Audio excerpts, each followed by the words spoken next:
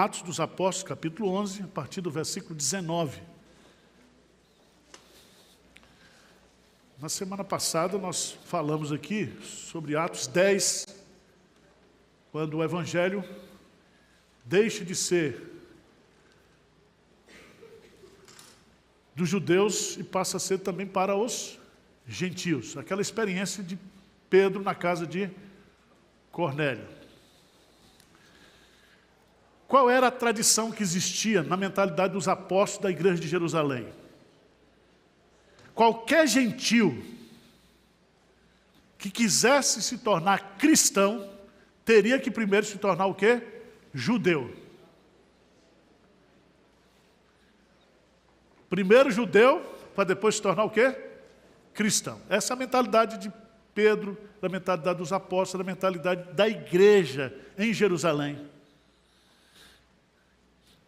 Você se lembra que para quebrar esse preconceito religioso, que é que nós também temos aqui com o presbiteriano, a gente pensa que só vai para o céu os calvinistas. Que não vai ter arminiano no céu, que não vai ter assembleiano no céu, a gente se acha o quê? Superior. E tem uns aí que acham que já entrou até na Trindade, porque é tão santo, tão... Né? E não tem nada disso. Todos nós somos pecadores. E se Deus permitiu que o Evangelho fosse, de uma certa forma, multifacetado em denominações, é porque ele tem um propósito. Se ele é soberano, ele tem um propósito. Certo? Porque quando chegar lá no céu, não vai ter placa de igreja, vai ser todo mundo junto. Nós seremos o quê? A família de Deus. Agora, Pedro, Deus teve que trabalhar com ele, com aquela visão, no lençol dos animais, teve que levar lá na casa de Cornélio. Quando ele estava pregando, o Espírito Santo caiu sobre o povo falou em línguas. E ele disse, quem somos nós para que esse povo não seja o quê? Batizado. Ele batiza todo mundo. No capítulo 11, veja lá, chegou ao conhecimento dos apóstolos, dos irmãos que estavam na Judéia, que também gentios haviam recebido a palavra de Deus. Quando Pedro subiu a Jerusalém, os que eram da circuncisão o arguíram, dizendo, entraste na casa de homens incircuncisos e comeste o que com eles. Então, grave esse negócio aí de partido da circuncisão. Esse partido tem até hoje na igreja, já? Esse pessoal que se acha mais crente do que os outros crentes. Esse partido da circuncisão, veja lá no capítulo 15, por favor, de Atos. Atos 15. 15:1, lê comigo aí. Atos 15:1, o que diz? Alguns indivíduos que desceram da Judéia ensinavam aos irmãos, se não vos circuncidardes, segundo o costume de Moisés, não podeis ser salvos. Eles queriam que os crentes que haviam sido salvos pela graça, os gentios, fossem o quê? Circuncidados. Isso trouxe tanta confusão que houve no capítulo 15 um concílio em Jerusalém dos apóstolos, dos presbíteros, para dizer que não iria exigir isso dos crentes gentios. Mesma coisa hoje que o adventista faz. Você é crente? É, tem Jesus que tem, mas tem que guardar o sábado. Não pode comer carne de porco. Certo? Tem um monte de coisa aí que a turma fica inventando. Não pode usar calça comprida. Não pode pintar o cabelo. Não pode fazer as pernas, não pode fazer o sovaco. É um negócio interessante. Tem que ser mulher lobisomem. É. Tudo isso se chama tradição de homens. Ensinos que não estão o quê? Na palavra de Deus. Pela graça sois salvos. Pedro aqui, veja lá. Então Pedro passou a fazer uma exposição por ordem. Pedro vai usar 3 argumentos. Primeiro, eu entrei porque Deus mandou. Houve uma revelação de Deus. Ele diz, eu entrei porque o Espírito Santo me disse, entra. Veja no versículo 12. Então o Espírito Santo me disse que eu fosse com eles. Então eu tive a visão de Deus. Deus falou comigo, toma e come. O Espírito Santo diz, vai. Terceiro argumento que ele usa.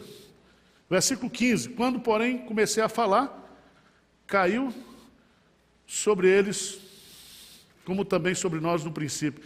Então me lembrei da palavra do Senhor. Então, Deus me disse, o Espírito Santo me disse, e a palavra de Deus também o quê? Me disse. Então, não tive como o quê? Desobedecer. Agora, vamos para a segunda parte, versículo 19. É que vai surgir agora, depois desse episódio com Pedro, o surgimento de uma igreja que vai reunir, a primeira igreja que vai reunir gentios e judeus. A igreja de Antioquia. E essa igreja, ela nasce sob a égide, sob a direção do Espírito Santo. Porque é o Espírito Santo que conduz a vida da igreja. É o Espírito Santo que é o executivo da obra missionária. E o Espírito Santo sopra onde quer. Sopra onde quer. E é tão interessante isso aqui, porque o versículo 19 começa dizendo o quê? Então, os que foram dispersos por causa da tribulação que sobreveio a Estevão. Então veja que uma parte foi para Samaria, capítulo 8. Outra parte foi para mais longe do que Samaria. Certo? A palavra dispersos, vem do contexto da agricultura. Dispersar aqui é jogar sementes. E é tão interessante isso, porque esses crentes, eles foram dispersos, eles foram jogados entre as nações, entre os povos, como semente no solo. Eles foram dispersos.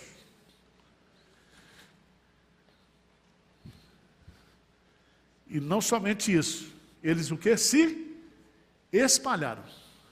Espalharam. Até a Fenícia, Chipre e Antioquia, não anunciando a ninguém a palavra, senão somente aos judeus. Então, presta atenção.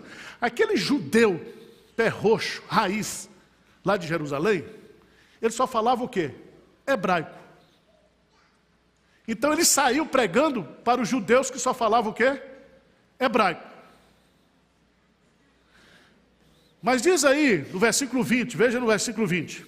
Alguns deles, porém, que eram de Chipre e de Cirene, e que foram até Antioquia, falavam também aos gregos, anunciando-lhes o evangelho do Senhor Jesus Cristo. Você sabe que haviam 3 línguas no Império Romano. Quais eram as 3 línguas? Você tinha o hebraico, que o judeu falava. Você tinha o latim, que o romano falava. E você tinha o grego, que era o grego koiné, o grego popular. O grego que foi usado para escrever o Novo Testamento. Por quê? Porque se o Império Romano tinha o poder bélico, tinha um poder político, de governo, o helenismo, os gregos, influenciavam com a língua, com a cultura. Você se lembra que quando Pilatos crucificou a Jesus, ele colocou lá na cruz, Jesus, rei dos judeus. Ele colocou em 3 línguas.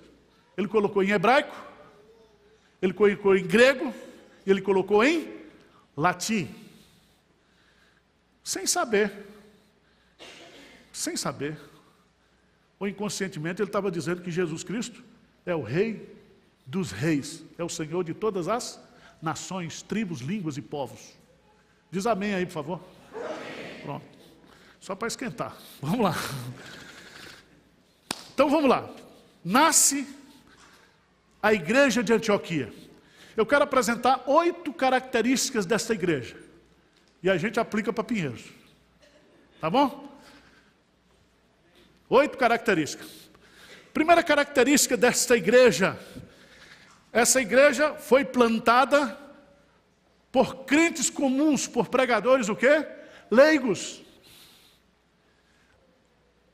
Pregadores leigos. Diz aí o seguinte: alguns deles, porém, que eram de Chipre e de Cirene e que foram até Antioquia, falavam também aos gregos, anunciando-lhes o evangelho de nosso Senhor Jesus Cristo. Lembre-se que todo crente, ele é o quê? Um missionário. Quem veio da Assembleia de Deus aqui? Assembleia de Deus, de saudosa memória, um crente quando se convertia no domingo, segunda-feira ele estava na praça, no culto ao livre, dando o quê? Testemunho. A igreja da Assembleia de Deus, ela cresceu no Brasil, não foi por causa do trabalho dos pastores, não, foi por trabalho do povo. Porque um assembleiano, quando chega numa cidade, não tem uma Assembleia de Deus, ele funda uma. O presbiteriano é tão sem vergonha que ele se rebatiza na Batista, qualquer outra igreja, mas não planta uma igreja presbiteriana. É desse jeito. Você vai plantar as igrejas por aí, é tudo ex-presbiteriano. Presbiteriano, eu vou dizer, só surra mesmo.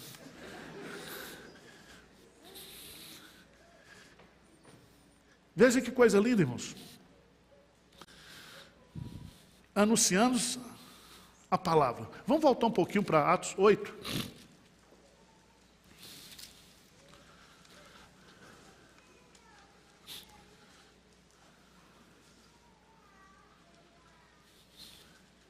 Diz assim, no versículo 1 diz assim: Saulo consentiu na sua morte. Naqueles dias levantou-se grande perseguição contra a igreja em Jerusalém.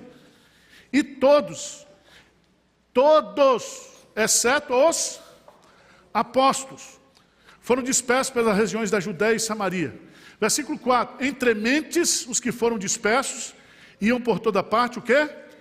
Pregando. Todos que foram dispersos, iam por toda parte, o quê? Pregando a palavra. Pregando a palavra.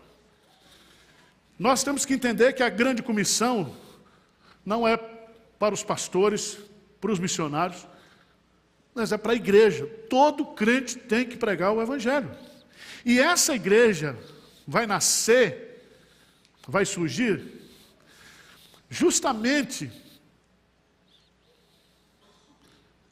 porque os crentes individualmente evangelizavam. Eu queria chamar a sua atenção para um fato muito interessante, uma informação histórica. Eu estou aprendendo com o príncipe. Tem que dar umas informações históricas, tá certo? A cidade de Antioquia, havia 20 cidades chamadas Antioquia no Império Romano. As duas principais eram a Antioquia da Psídia e essa aqui que é a Antioquia da Síria. Essa Antioquia da Síria era a capital da Síria. E ela tinha aproximadamente 500 mil habitantes. 500 mil.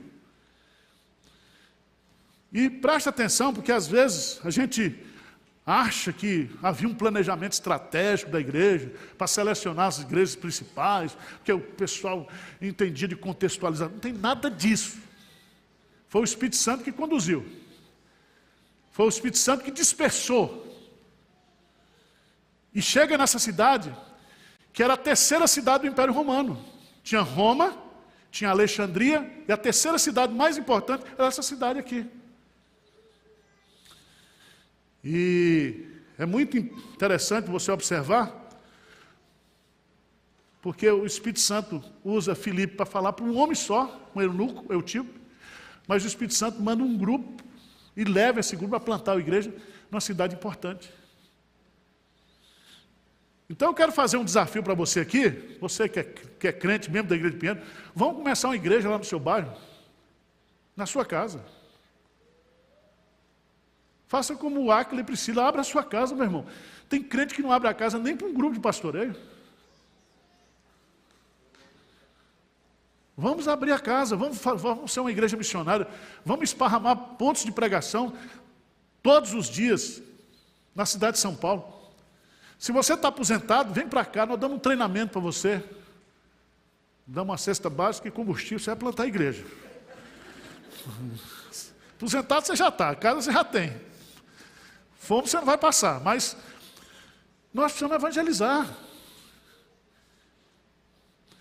Essa igreja, que é a igreja mais importante do Novo Testamento, no contexto missionário, uma das cidades mais importantes, ela não foi plantada por Paulo, não foi plantada por Pedro, não foi plantada por nenhuma celebridade oficial da igreja, foi plantada pelo povo, que resolveu o quê? Abrir a boca. Aí surge a igreja. Segunda coisa importante, segunda característica dessa igreja, uma igreja plantada por leigos, por pregadores crentes comuns. Segundo, versículo 21, o que é que diz lá? A mão do Senhor estava com eles, e muitos, crendo, se converteram ao Senhor. Então é uma igreja plantada por leigos, é uma igreja que nasce com novos, o quê? Convertidos. Às vezes, tem igreja que nasce porque brigou aqui, saiu um grupo aqui de Pinheiro, de 50, e começa uma igreja. Assim? Começou uma igreja lá, juntou um monte de gente da Assembleia de Deus, Batista, Presbiteriano, tudo já crente velho, aí formou uma igreja. Aqui não. Aqui a igreja cresce com novos, o quê? Convertidos. Também não tinha denominação na época, né? É o primeiro passo da igreja. Agora eu quero chamar a sua atenção para essa expressão, a mão do Senhor estava com eles. Primeira pergunta que eu faço para vocês é, por que que a mão do Senhor estava com eles? Não estava contra eles. Por quê? Pergunta do Enem, gente. Fala aí. Por quê? Porque eles estavam fazendo o que precisava o quê? Ser feito. Quando você está fazendo aquilo que Deus manda você fazer, você acha que Deus está contra ou a favor? Agora, o que significa a mão do Senhor? Por que não é o pé do Senhor? O olho do Senhor, o braço do Senhor, o dedo do Senhor? Por que é a mão? Todas as vezes que você observar essa expressão, mão do Senhor, está se referindo à providência de Deus. Então Esdras, quando saiu e foi com o povo, a mão do Senhor estava com ele. Neemias, quando vai reconstruir, diz, a boa mão do Senhor está comigo. Agora abra a sua Bíblia lá, em Isaías capítulo 59. Isaías capítulo 59.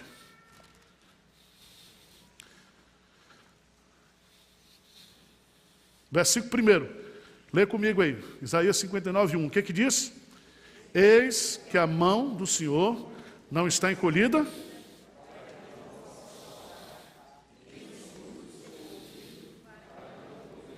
Veja que salvação está relacionado com a mão do Senhor.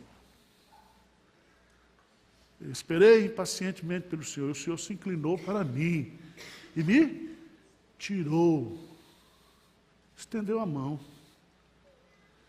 A mão aqui significa que quando a gente faz a obra de Deus em obediência à vontade de Deus, Ele age. É Ele que faz a obra. A gente faz a nossa parte e Deus faz o quê? A parte dele. E é muito importante você entender isso, porque há muitas igrejas que não estão fazendo a evangelização, e a mão do Senhor não está. Porque quando a mão do Senhor está presente, o que aconteceu aí? E muitos. O que significa muitos? Muitos. Vocês são tão inteligentes. Muitos, são muitos. Veja mais embaixo o que vai dizer ali. Capítulo 11. Claramente vai dizer aí, versículo 24. Porque era homem bom, cheio do Espírito Santo, e muita gente se uniu o quê? O que é muita gente? Muita gente. Muitos creram, muita gente se uniu. Mais adiante, no versículo 26, diz assim, tendo encontrado, levou para Antioquia por todo um ano, se reuniram naquela igreja e ensinaram o quê? Numerosa multidão. O que é numerosa multidão? É muita gente. Então a mão do Senhor não está o quê? Encolhida para que não possa salvar. É nós que estamos encolhidos, não estamos fazendo a obra. Porque se a gente fizer, obedecer a parte dele, ele faz. Então, gente, presta atenção. Gente chama gente. Gente chama gente. Se a gente estabelecer aqui o princípio do discipulado, né? Eu discipulei 10 agora, esses 10, eles vão pegar cada um mais 10, aí vira 100, aqueles 100 pega mais 10, vira 1000, e aí a igreja vai o quê? Crescendo e se multiplicando. Multiplicando. Agora, você pode ter um preconceito. Você não gosta de igreja grande. Ah, pastor, eu não gosto de igreja grande, não. Para mim está bom. Veja bem, tem muita gente que quer a igreja do jeito dele, do gostinho dele. Eu mesmo como pastor, se eu pudesse, 100 membros estava bom. Eu ia tomar café na casa dele o ano todo, rodava, lambia os crentes, tudo. Não tinha trabalho, não tinha problema, não tinha dificuldade. Era beleza, não é isso? Mas não é assim que Deus manda. E a igreja vai crescendo, vai se multiplicando, e os problemas vão se multiplicando, as encrencas vão se multiplicando, os pecados vão se multiplicando, é uma festa. É uma festa. Mas, irmãos, nós precisamos encher a igreja de gente, o quê? Convertida. Mas para que Deus converta, é necessário que nós o quê? Preguemos. E o que eu acho interessante, no versículo 21, a mão do Senhor estava com eles, e muitos crendo se converteram a quem? Ao Senhor. Tem muita gente se convertendo hoje à fé reformada. Esse está no inferno. Você não tem que crer para o negócio de fé reformada. Você tem que crer em quem? Em Jesus.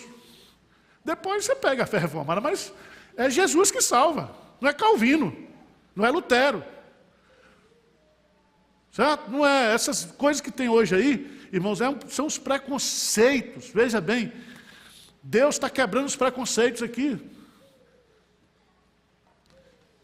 Não é ser judeu que põe o cara no céu, é estar em Cristo. É estar em Cristo.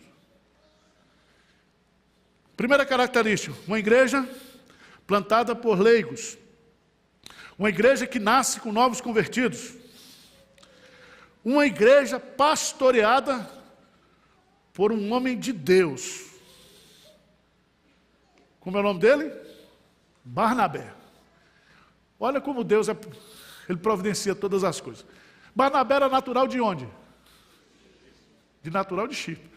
Porque tinha uma irmã lá em Moreno, Pernambuco, disse, pastor, vamos cantar aquele cântico, o general de chifre. Que general de chifre, meu irmão?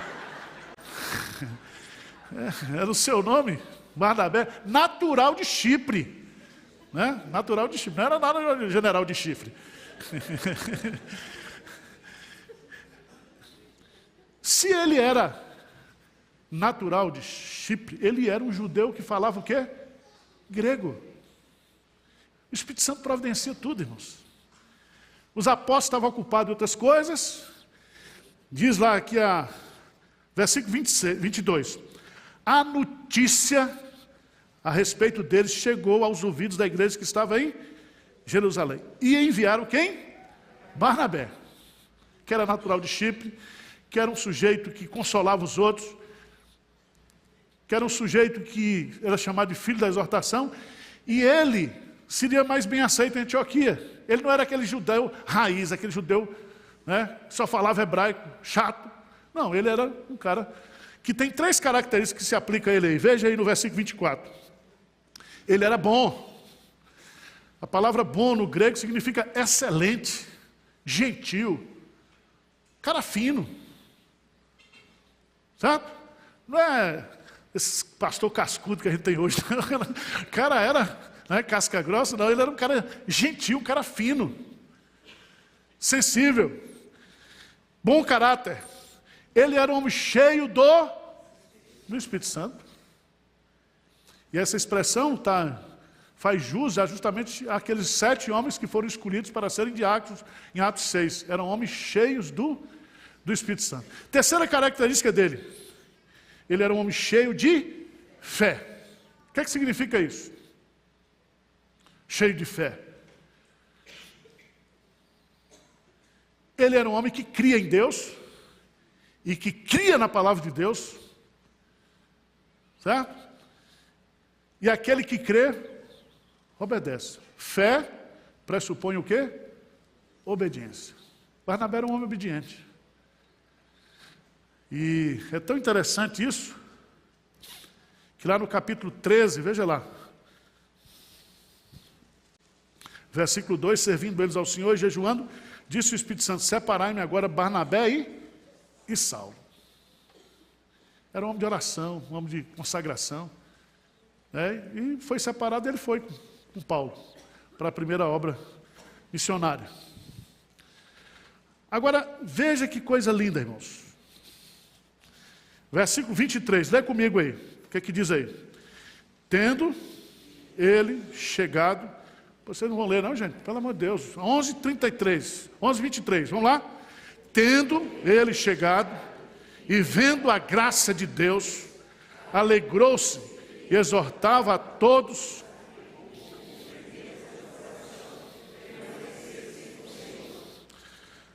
Uma pergunta para vocês. Você vê a graça de Deus na igreja? Hein? E o que é ver a graça de Deus na igreja? Diz lá que ele chegou lá, graça não era mulher, tá? Vendo a Maria das Graças, não tem nada a ver. Vendo o que é a graça de Deus, ele se alegrou. O que ele viu? O que vocês acham? Primeiro, eu acho que ele viu os crentes, o quê? Novos convertidos. Ele viu que a graça de Deus estava operando também entre os gentios. Irmão, quando você vê um sujeito na igreja, que ele era um traste, hoje ele é um crente, uma nova criatura em Cristo, isso é você ver o quê? A graça. Gente transformada. Gente transformada. Então, preste atenção. Se a igreja está crescendo, se gente tem sido transformada, isso tem que alegrar o seu coração. Dizer que ele vendo a graça, ele o quê? Se alegrou. Essa palavra graça também, aí no grego, é a palavra carisma. E alguns comentaristas dizem que ele chegou lá e viu também a quantidade de dons espirituais que tinha naquela igreja. Gente com o quê? Habilidade ou capacitação espiritual para servir a Deus. É tanto que ele não pregou um sermão de evangelização. Ele se alegrou e ele então exortava. E a palavra exortar aqui é a mesma palavra para consolar, para encorajar. Ele exortava a todos, não um grupo, a todos, a que com firmeza de coração permanecesse o quê? Do Senhor. Permanecer no Senhor, está lá em João 15.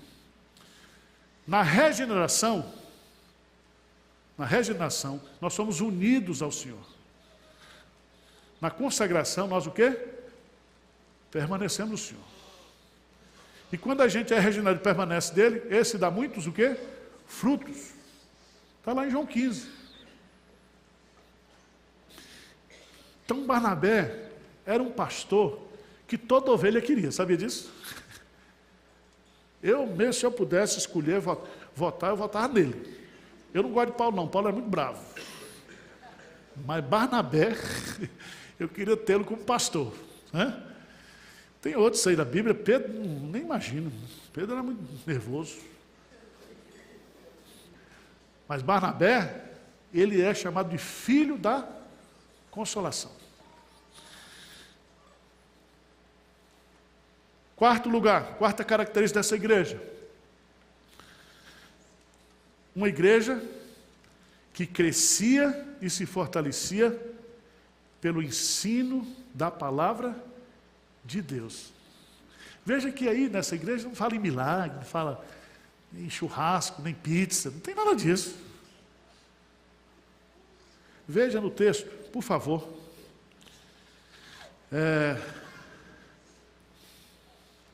Versículo 26. E tendo o encontrado, levou para Antioquia, por todo um ano, se reuniu naquela cidade e ensinaram o quê? Numerosa multidão. Esse verbo ensinar é um verbo que fala de transmitir conhecimento da palavra de Deus de forma teórica e de forma prática. Vamos lá adiante um pouquinho, Atos 13.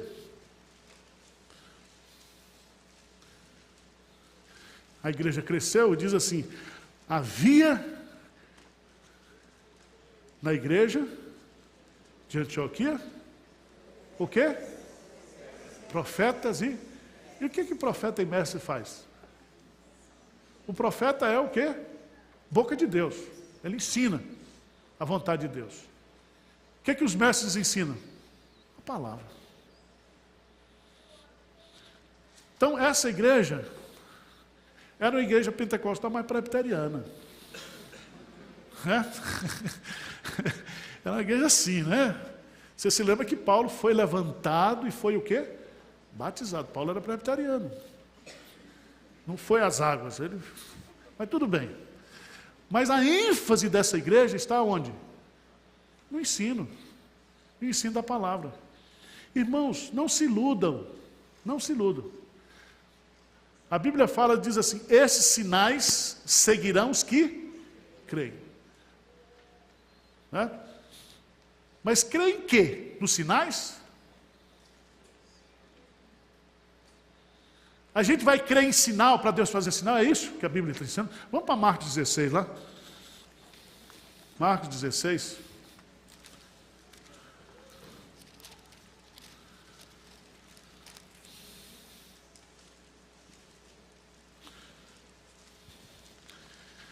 Diz assim, de fato, versículo 19, 16 e 19. O que diz aí? De fato, o Senhor Jesus, depois de lhes ter falado, foi recebido do céu e assentou-se à destra de Deus. Então, o problema do departamento do andar de cima está resolvido. Cristo foi assunto aos céus, ele é entronizado, ele senta e começa o quê? Reinar. Aqui na terra, o pau está quebrando. Jesus está no céu e nós estamos aqui na terra. Ele diz, eis que estou convosco, mas ele está lá. E ele está aqui conosco através da presença do Espírito Santo. Verso 20, o que diz aí? E eles, tendo partido, pregaram em toda parte, cooperando com eles o Senhor, e confirmando a palavra por meio de sinais. Então o que eles pregavam? A palavra. E Deus cooperava com eles, confirmando o que eles estavam pregando com sinais. Mas eles não pregavam sinais. Mas os sinais acompanham os que creem. Pode ser sinais da providência, pode ser sinais de proteção. Né? Tem aqui que esses sinais vão de acompanhar aqueles que creem. Meu nome expelirão demônios, falarão novas línguas, pegarão em serpente. Você acha que o cara vai pegar em serpente? Por que pegar em serpente? Por que esse pessoal da prosperidade não bota serpente? Pega aqui no Butantã, leva lá e faz uma cerimônia de... Ninguém faz isso. Porque isso aqui não está no contexto de culto de igreja. Isso aqui está no contexto de campo o quê? Missionário. Paulo, quando estava lá na ilha, uma serpente pegou ele pelo dedo, ele sacudiu lá no fogo. E a turma diz, vai morrer, porque já foi salvo do naufrágio, vai morrer aqui. Paulo não morreu. O pastor Ronaldo conta as histórias dele lá em Gana, que os feiticeiros envenenavam a água, a caixa d'água dele, para ele morrer. Não morreu. Falarão novas línguas. Significa que a igreja será capacitada. Aqui não tem nada a ver de reunir para ficar ralaxalabai, naxalabai. Não tem nada a ver. Isso aqui é proclamação no campo missionário. Certo? Tem os pastores que querem passar a espiritualidade, tira o microfone, ralaxalabai, volta de novo, continua. Para que isso? Preste atenção. falarão novas línguas. Que novas línguas são essas? Não são línguas confusas. Significa que todas as vezes que você vai para um povo, por isso que a gente traduz Bíblia, por isso que a gente traduz o Evangelho, por isso que tem gente sendo financiada e paga para trabalhar dia e noite traduzindo Bíblia para as várias línguas e idiomas da terra, gente. Mas isso é campo missionário. Sair para pregar o Evangelho. Uma igreja plantada pelo Senhor é uma igreja plantada por pregadores leigos, é uma igreja que nasce com novos convertidos, é uma igreja pastoreada por homem de Deus, é uma igreja que cresce e se fortalece pelo ensino da palavra. Quinto lugar, é uma igreja que dá oportunidade para novos líderes. Uma igreja, quando está sendo plantada, vai crescendo, Deus vai levantando o quê? Vocações. E Barnabé, ele tinha uma habilidade muito grande. Veja lá, no capítulo 25, 26. A igreja começou a crescer. Verso 24 termina de muita gente se uniu ao Senhor. Versículo 25. E partiu Barnabé para a procura de quem? Saulo. Saulo estava há 8 anos no obscurantismo, lá, tendo aquelas revelações dele do Senhor, está lá escondido na cidade dele. Volta um pouquinho atrás, no capítulo 9. Volta um pouquinho atrás.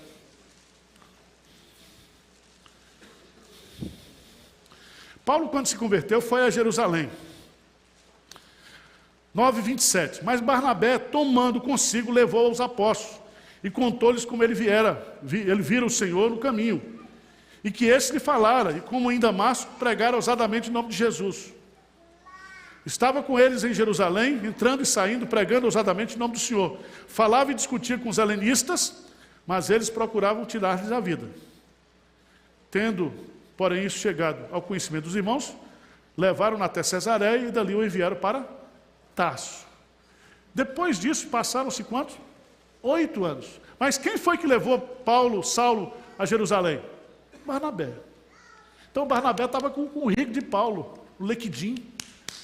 Liquidim, né? Aí ele lembrou disso, eu estou precisando de um cara para me ajudar. Vou lá atrás desse homem. Irmãos, quando a igreja começa a crescer, pregar a palavra, nós precisamos de obreiros, e Deus vai levantando vocações, vai abrindo seminários, vai formando gente, vai levantando. É assim que a igreja cresce. Só existe seminário, só existe editora evangélica, só existe televisão, porque existem missões. Se não tivesse missões, não tinha nada disso. Então, o nosso foco tem que ser missões. Certo? Eu gosto desse texto, porque ele vem e volta lá para Atos 11. Eu acho essa expressão muito bonita no versículo 26. 11:26. Partiu para Tarso à procura de Saulo. Tendo encontrado, levou-o para Antioquia. Você acha que Barnabé, sendo um homem cheio de fé, cheio do Espírito Santo bom, ele orou perguntando para Deus quem é que ele ia levar para lá? O que vocês acham? Deve ter orado, deve? Você já notou hoje que a gente escolhe pastor sem orar? Depois de um ano quer trocar? Na igreja presbiteriana, o sujeito vem, nós estamos precisando de um pastor para a igreja. Aí, um apresenta, outro apresenta, não sei o quê. Aí, chama o cara para pregar. O cara, que não é bobo, vai pregar o melhor sermão dele. Aí prega, encanta o povo. Esse vai ser o nosso pastor. Certo? É assim ou não é na igreja presbiteriana? É desse jeito. Daí 3 meses está todo mundo arrependido. Porque o cara veio, é bom pregador, mas quando desce do púlpito é uma desgraça. Não sabe cuidar das pessoas, não tem relacionamento. Né? Uma irmã disse para mim, de Carapicuí, pastor, o meu pastor, ele é invisível durante a semana e incompreensível no domingo. Durante a semana ninguém vê. E no domingo, quando ele prega, ninguém compreende nada, porque é uns negócios tão do outro mundo, porque o cara não vive o quê? A igreja. Não vive.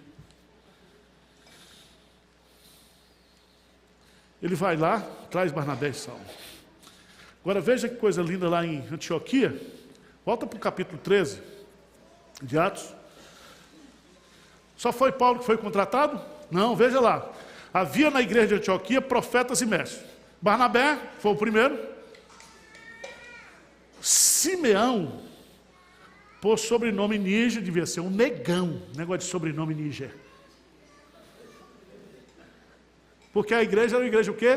De uma cidade cosmopolita. Tinha gente. Em Antioquia tinha uma avenida de 7 quilômetros, todo em mármore, com aqueles pilares romanos. Tinha as casas de banho lá que a turma ia, e tinha muito jogo. E tinha um porto também, famosíssimo. Então, a igreja dá oportunidade. Níger, Simeão, por sobrenome Níger, Lúcio de Cirene, Manaém, Colácio de Herodes, o tetrarca. E lá na fileira, na rabeira, quem? Saulo. Então essa igreja já estava com 4 ou 5 pastores lá, um colegiado de pastores. Então é o que eu digo, quando a igreja cresce, ela cria oportunidades para novos líderes. Deus levanta pessoas. Sexto lugar, versículo 26 do capítulo 11. Uma igreja plantada pelo Senhor, ela impactou a cidade. Veja no versículo 26, a última parte, diz assim: em Antioquia foram os discípulos, pela primeira vez, chamados o quê? Cristãos. Então veja bem, até agora, todos os seguidores de Jesus, ou eram chamados aqueles do caminho, ou eram chamados de discípulos de Jesus. Essa palavra cristãos aparece aqui, aparece mais adiante no capítulo 28, 26, e vai aparecer lá em 1 de Pedro, capítulo 4, quando fala, se sofreis como cristãos. Então a palavra cristão só aparece no Novo Testamento 3 vezes. Mas esse nome cristão não foi um nome que foi decidido na Assembleia. A partir de hoje, nós vamos mudar de nome, não somos mais discípulos, nós somos o quê? Cristo. Não foi assim. Foi os moradores da cidade que, vendo o trabalho da igreja e como eles pareciam com Cristo, certo? Aí disseram, chamaram a turma de cristão. E a palavra cristão tem a ideia de ser parecido com Cristo, ou estar ligado a Cristo. A Cristo. Pergunta para você: se você fosse preso hoje como cristão, haveria provas na sua vida que você é cristão? O que você acha? Complicado, né, meu irmão? A Bíblia no celular, não pode. O pastor falou comigo, fui no enterro aí, pai da Beth, né, o pastor com uma Bíblia desse tamanho. Falou, não, porque essa turma de hoje, né, não carrega mais a espada do Espírito, que é a palavra, vive com uns canivetes no celular. Eu falei, essa é nova. Aí eu estava com minha Bíblia grande, falei, pastor, estou com uma espada do Espírito aqui, não estou com canivete, não. Né? Mas o que eu acho interessante nesse texto é que lhes foram atribuído o nome. Foi uma coisa que eles criaram. Né? Hoje há tanto nome, né? É evangélico, é gospel, é não sei o quê. Né? Então é um negócio assim complicado hoje. O termo cristão ele é muito genérico hoje. Ele perdeu esse sentido que está aqui, né, no texto. Agora, a pergunta que a gente faz é o seguinte: por que eles foram chamados de cristãos? O que vocês acham?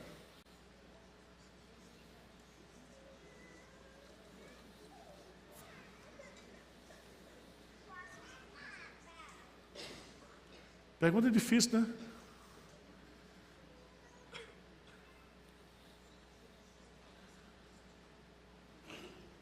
Geralmente o nome é atribuído porque existe o quê? Uma relação. Moisés foi chamado de Moisés porque foi tirado o quê? Das águas.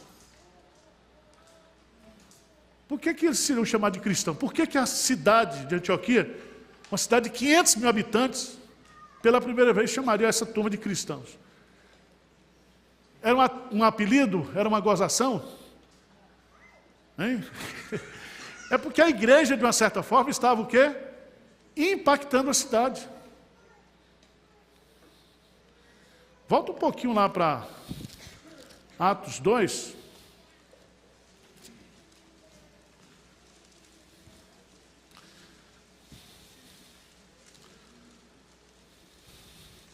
Versículo 47. O que diz aí? Atos 2, 47. Louvando a Deus e contando com a...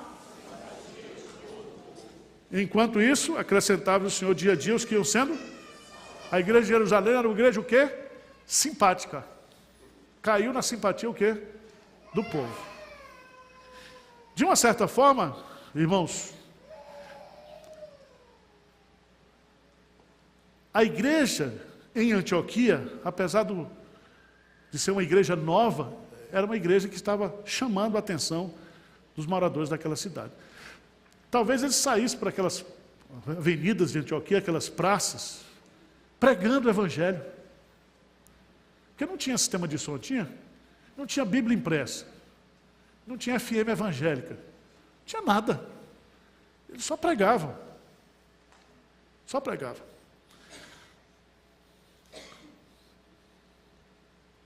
Sétimo lugar. Vamos ler um pouquinho aí, versículo 27. O que diz aí? Naqueles dias, desceram alguns profetas de Jerusalém para Antioquia. Os profetas, nesse contexto, está dentro daqueles dons que estão lá em Atos, o quê? Não, em Atos não, em 1 Coríntios, capítulo 12. Os profetas do Novo... Porque os profetas do Velho Testamento terminou com quem? Com João Batista. E ele foi o quê? Degolado. Ele foi o último dos profetas, do conceito de boca de Deus do Antigo Testamento. Aqui nós vamos ter alguns profetas do Novo Testamento, certo? Hoje, os profetas do Novo Testamento, ou os profetas, são aqueles que expõem o que? A palavra de Deus. Porque aqui também não estava pronto o que? O Novo Testamento. Toma cuidado com os profetas de hoje, tá? O profeta de hoje, para ser boca de Deus, ele tem que pregar o quê? A palavra. Paulo diz para Timóteo, conjure que pregue o quê? A palavra. A palavra. Por isso que lá, Paulo vai dizer que nós não deveríamos desprezar as profecias, mas nós deveríamos examinar as profecias. Então, toma cuidado. O cara chega, olha, Deus está me falando não sei o quê na sua vida. Está danado. Experiência que eu tive aqui no culto de oração, alguns anos atrás, uma irmã chegou para mim, culto de oração, pouca gente, nós dividimos para orar. A irmã disse, pastor, eu quero orar com o senhor. Eu falei, tudo bem. Ela disse, mas antes de orar, eu quero profetizar na sua vida. Foi a mesma coisa boa, por favor. Profecia ruim não, só coisa boa. Aí ela falou lá uns negócios, profetizou, não sei o quê, papá. Falei, tá bom, vamos orar. Aí oramos. Quando terminou, eu falei, minha irmã, me explica uma coisa. Onde é que você aprendeu esse negócio de profetizar na vida do outro? Ah, lá na minha igreja, pastor, lá a gente profetizava no culto, profetizava para o outro, abençoava o outro, não sei o quê. Tá bom, mas só toma cuidado com esse negócio de profecia, que isso é muito arriscado. O último profeta foi profetizar na vida de Herodes, perdeu a cabeça. Então, só toma cuidado. Vá devagar, porque isso pode dar uma encrenca para a senhora que a senhora não imagina. Segundo, eu acho menos arriscado para a senhora, por exemplo, a senhora vai profetizar na Bíblia, pega um texto da Bíblia, texto bom, minha irmã, texto ruim não. Texto bom aí, lê para mim. Então, se eu leio para irmão o Salmo 23, eu estou profetizando a sua vida. Tá bom? A Bíblia. Tá certo? Então vai visitar alguém, lê a Bíblia, faz uma oração. Você está profetizando. Pode ser profetizar, mas você pode estar encorajando, consolando, exortando. É aquilo que está. A palavra não foi dada para isso. Mas lá tinha um tal de Ágabo, que profetizou que haveria o quê? Uma fome na Judéia. E essa fome, de fato, aconteceu na época do imperador Cláudio. Mas o que eu acho interessante é que essa igreja agora, dos gentios, que os judeus tiveram resistência, essa igreja agora vai fazer o quê? Um ofertório para ajudar o quê? Os crentes de Jerusalém. Depois, vocês conhecem a história, Paulo vai fazer isso, está lá em 2 Coríntios. Quer dizer, as igrejas gentílicas vão agora fazer oferta para ajudar para os crentes que estão lá em Jerusalém passando fome.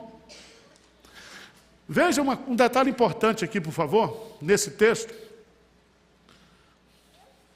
Versículo 29. Diz assim: os discípulos, que são os cristãos, cada um conforme as suas posses. Então preste atenção que mudou o padrão. Lá em Atos 2, diz que os crentes vendiam todas as suas propriedades e depositavam aos pés do apóstolo. Mas esse não é o padrão do Novo Testamento. Esse foi um momento que a igreja viveu. O padrão é esse aqui. Diz assim: cada um conforme as suas posses. Vamos pegar 1 Coríntios 16, vamos lá. O problema, meus irmãos, que rico na igreja é o que dá menos. O desgraçado é abençoado, mas...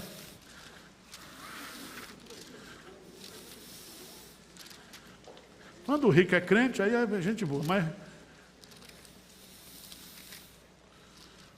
1 Coríntios capítulo 16, essa mesma oferta está sendo feita. Veja o que o apóstolo Paulo fala aí. Capítulo 16. Quanto à coleta para os santos, fazei vós também como ordenei às igrejas da Galácia. No primeiro dia da semana, no domingo, cada um de vós ponha de parte, e Paulo fala, em casa, conforme a sua o quê?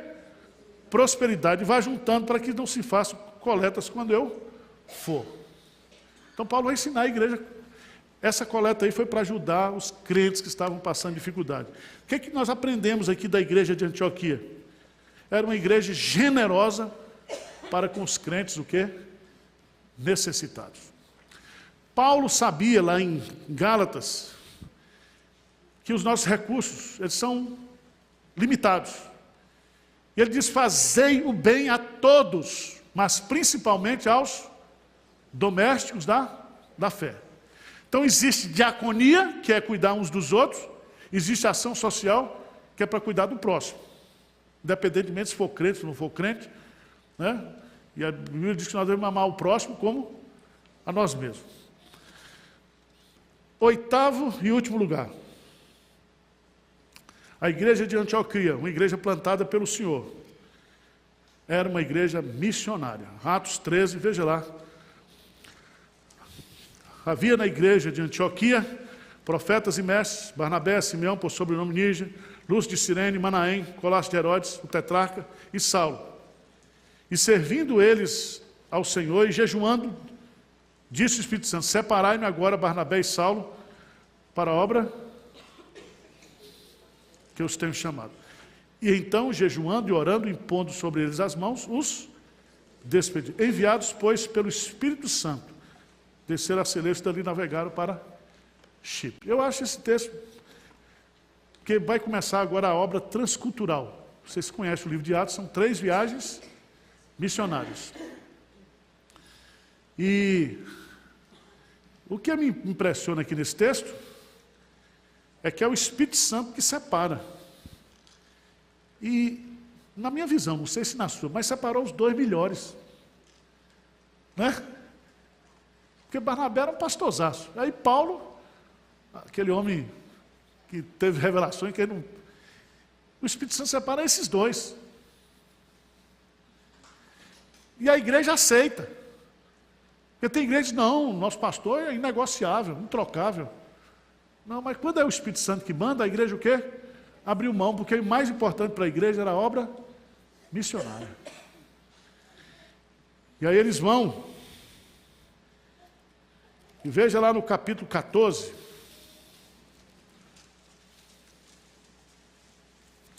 Paulo faz a primeira viagem missionária, vai à Ásia Menor, a região da Galácia, e o capítulo 14, no encerramento da viagem, versículo 25, 14, 25. E tendo anunciado a palavra, em Perge desceram a Atália, né? E dali navegaram para Antioquia, onde tinham sido recomendados a graça de Deus para a obra que haviam já cumprido. Ali chegados, reunido o quê? A igreja, relataram quantas coisas fizera Deus por eles e como abrir aos gentios a porta da fé.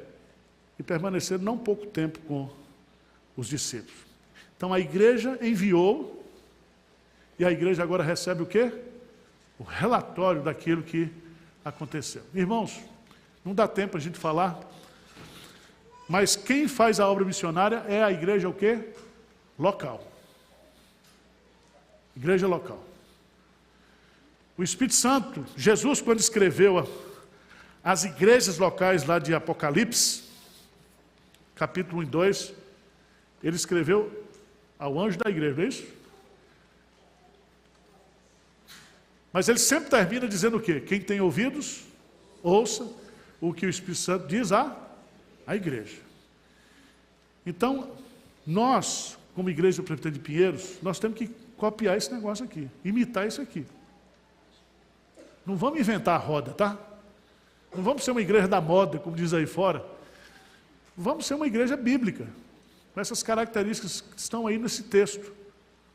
Desse texto. A nossa história é muito bonita, depois você passa no nosso museu lá, aí embaixo, pra você conhecer a história nossa. Porque em 1902, um grupo de irmãos nossos, presbiterianos, que morava lá em Campo Elíseos, eles subiram de charrete. Pinheiros era um distrito de São Paulo.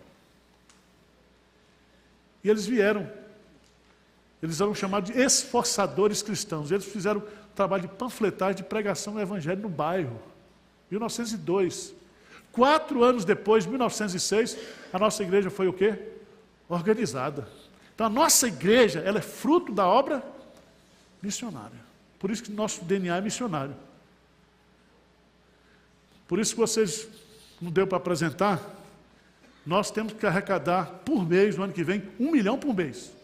Não é milhão espiga, não, é 1 milhão de reais, tá? Se todas as famílias da igreja forem fiéis, se todos os crentes forem dizimistas fiéis, nós vamos alcançar isso. E nós estamos no nosso planejamento da Junta de Missões organizar 10 novas igrejas no ano que vem. Esse ano nós organizamos 4. Certo? E sustentamos esse ano 25 missionários transculturais. Temos parceria com mais uns 15 campos de trabalho, tanto no sertão do Nordeste, como com o projeto Amanagés, dentro lá dos índios. Então, que nós, como igreja, sejamos essa igreja aqui, a igreja de Antioquia. Amém? Vocês estão com o rosto bonito, semblante bonito. Vamos ficar de pé. Vai ter bacalhau em casa hoje ou não? Ou vai ter só a cabeça do bacalhau? Que ninguém vê. Vamos orar? Quem entendeu a lição aqui? Todo mundo entendeu? Tá bom. Senhor Deus, olha para nós aqui na nossa simplicidade, na nossa fraqueza, na nossa dependência. Que cada irmão aqui seja um missionário do Senhor. Onde tiver. Do mais novo ao mais velho. Que cada um tenha essa visão de dar testemunho, de representar bem a Cristo, de abrir a boca para falar de Jesus, e que nós possamos, cada dia mais, ser uma igreja com visão missionária. Que o Senhor possa mandar os recursos, porque nós vamos sair plantando igreja. Que o Senhor vá confirmando a palavra pregada, com sinais miraculosos, de recursos, de cura, de libertação, de tudo aquilo que o Senhor quiser fazer. O Senhor é soberano em tudo e sobre todos. Dá-nos um dia na tua presença, guarda-nos de todo mal. Nós oramos em nome de Jesus. Amém. Pode sentar, irmãos. Muito obrigado.